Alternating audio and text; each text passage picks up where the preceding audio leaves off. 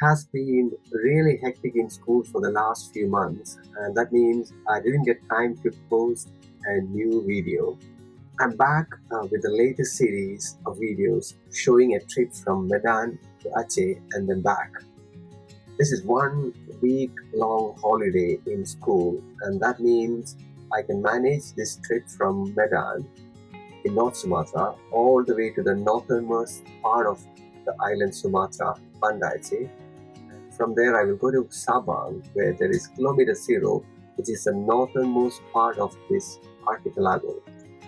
Banda Aceh is around 600 kilometers from Medan. From there to Sabang, it takes a 2-hour ship ride. So I'm planning to do this trip over 2 to 3 days, depending on the ship timings. Once I get there, and if everything goes smooth, then I will plan the trip back. I'm still a bit worried about the motorbike, especially since what happened in Kalimantan during the Lebaran holidays.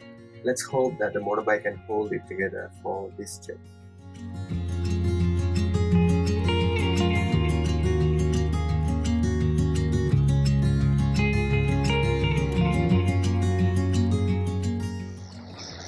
I'm at the border between North Sumatra and Aceh. So this is around 100 kilometers from Medan. I started the ride in the morning around 8 o'clock,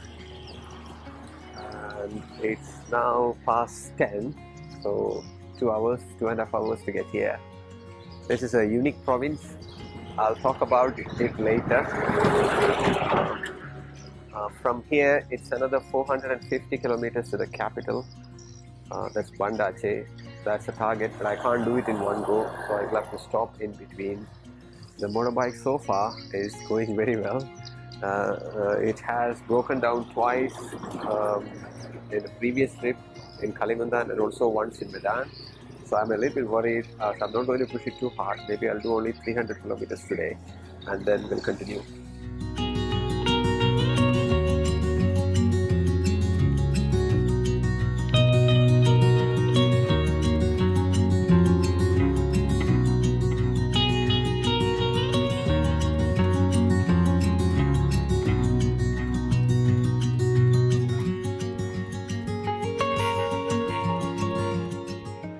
So the trip started in the morning from Medan.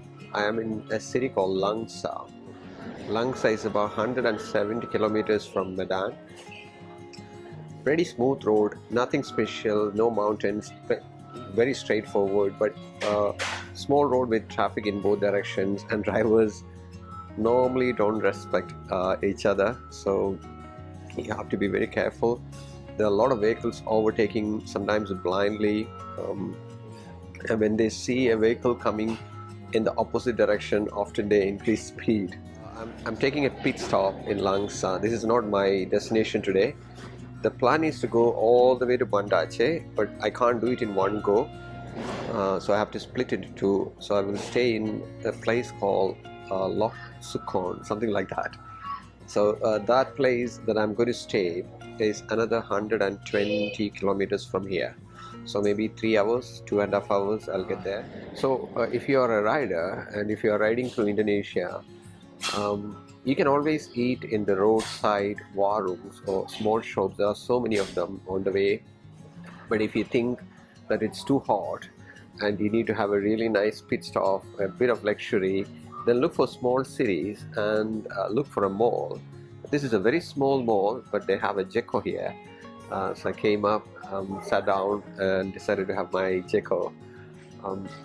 That helps relax a bit. I'm also charging my devices, so everything is charged properly before I do the next step. It's a bit cloudy. It's not very hot actually.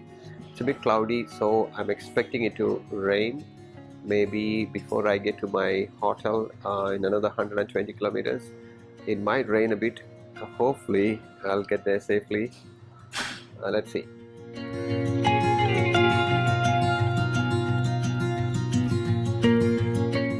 Aceh is a unique province in Indonesia. This is the only province that follows the Islamic Sharia law. We need to look at the history of Aceh to understand how Aceh got into this unique situation. When Indonesia got independence from the Dutch in 1945, Aceh wanted autonomy and wanted to implement Sharia law.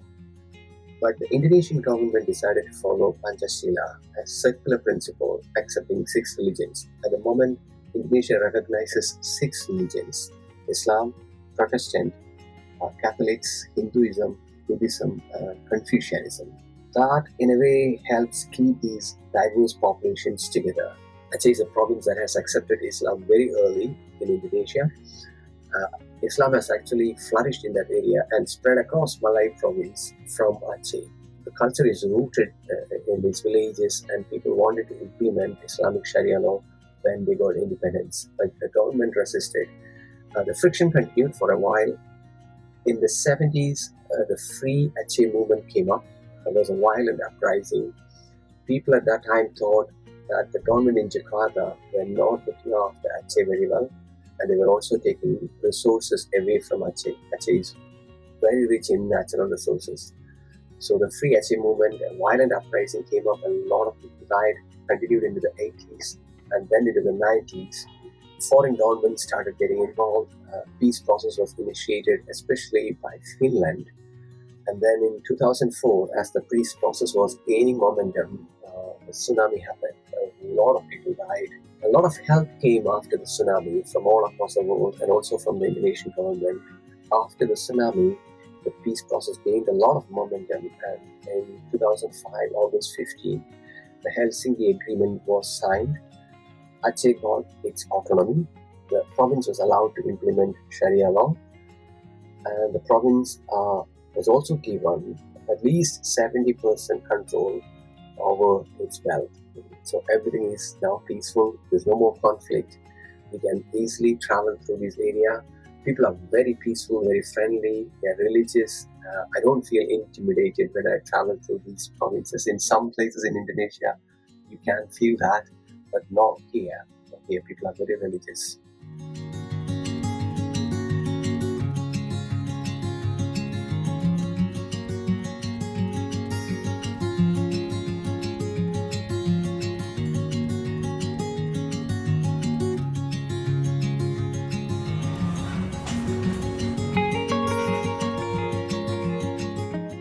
As I travel through Aceh, I come across a lot of beautiful, colorful masjids, really nice mosques with very good architecture.